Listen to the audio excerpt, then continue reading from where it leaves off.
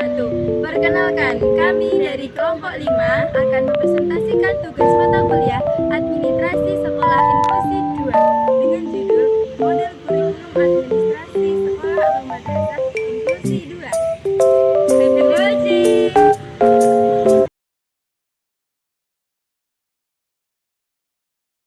A. Dokumen 2 Kurikulum Sekolah atau Madrasah Inklusi. Dokumen ini berisi panduan dan rencana pembelajaran untuk siswa dengan kebutuhan khusus yang mencangkup aspek pengajaran, pengembangan kurikulum, penilaian, dan evaluasi. Nah, di dalam dokumen 2 ini terdapat beberapa perangkat ajar yang mencangkup pertama, SK atau Standar Kompetensi Dasar, dan KD Kompetensi Dasar. Yang kedua, ada silabus, yang ketiga ada RPP. B. Perangkat dokumen 2 Kurikulum Sekolah atau Madrasah Inklusi. Yang pertama ada RPP, yang kedua ada PPI, yang ketiga ada Laporan Kemajuan Pembelajaran Inklusif atau LKB. Nah, yang pertama ada RPP. Apa sih RPP itu? RPP atau Rencana Pelaksanaan Pembelajaran, yaitu rencana kegiatan pembelajaran tatap muka untuk satu konferensi atau lebih. RPP dibuat oleh guru untuk mencapai kompetensi dasar tertentu yang perlu dikuasai siswa, yang bertujuan untuk membimbing peserta didik dalam kegiatan atau proses pembelajaran sehingga dapat mencapai standar yang telah ditentukan. Yang kedua ada PPI. Apa sih PPI itu? PPI merupakan program pembelajaran individual yang merupakan program yang disusun oleh sekelompok guru yang memuat strategi pengembangan dan penyelenggaraan pembelajaran bagi anak berkebutuhan khusus dan bertujuan untuk menyesuaikan perangkat pembelajaran dengan kemampuan anak berkebutuhan khusus. Yang ketiga ada LKB atau Laporan Kemajuan Pembelajaran Inklusif, yaitu merupakan dokumen yang ditulis oleh guru tentang kemajuan akademik peserta didik berkebutuhan khusus di sekolah. Laporan ini diterbitkan setiap semester atau setiap tahun untuk mengukur kemajuan akademik peserta didik berkebutuhan khusus. C. Macam-macam dokumen 2 Kurikulum Sekolah atau Madrasah Inklusi. Kurikulum Merdeka merupakan suatu konsep pendidikan intrakurikuler, kokurikuler, interdisipliner yang bertujuan untuk mengembangkan keterampilan dasar dan mengembangkan karakter siswa serta keterampilan umum. Yang kedua, Kurikulum Operasional Madrasah atau KOM merupakan dokumen yang memuat rencana penyelenggaraan proses pembelajaran di madrasah sebagai pedoman dalam setiap pelaksanaan pembelajarannya. D. Yaitu langkah-langkah pengembangan RPP atau PPI, sekolah atau madrasah kurikulum inklusi. Langkah-langkah pengembangan RPP dan PPI pada sekolah atau madrasah kurikulum inklusi, yaitu pengembangan RPP dan PPI.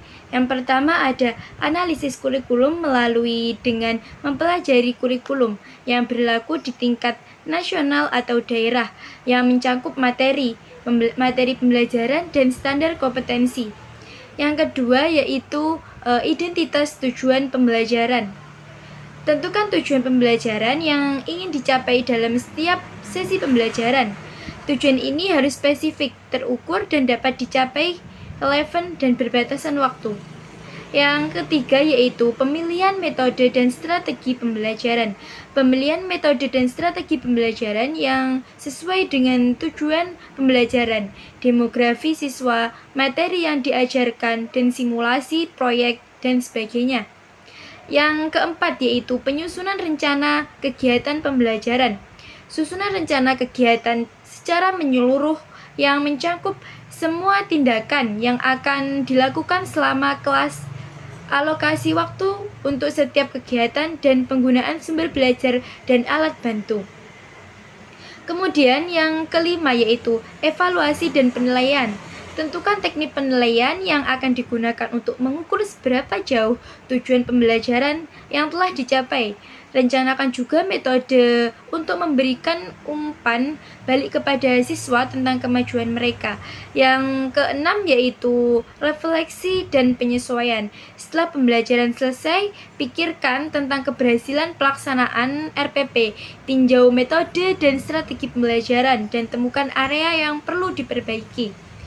Mungkin di sini antara PPI dan RPP itu hampir sama. Hanya saja bedanya yaitu yang di poin pertama, kalau di PPI itu yaitu identitas siswa yang membutuhkan PPI. Jadi ada identitas siswa yang membutuhkan PPI. Selanjutnya yang E yaitu menyusun pembelajaran individu sekolah atau madrasah. Implementasi pembelajaran di sekolah penyelenggaraan pendidikan inklusif atau SPPI harus mempertimbangkan fitur, potensi, dan tantangan PDBK serta kebutuhannya. Oleh karena itu, kurikulum harus memenuhi kebutuhan agar pembelajaran di kelas berjalan dengan baik. Kemudian di sini ada beberapa langkah-langkah yaitu yang pertama membuat rujukan atau transfer ke PPI, yang kedua yaitu penilaian, yang ketiga yaitu identifikasi, yang keempat analisis layanan, yang kelima yaitu placement, dan yang keenam pengambilan keputusan pesanan, yang terakhir yaitu evaluasi program. Sekian presentasi dari kami, semoga bisa bermanfaat untuk kita semua. See you!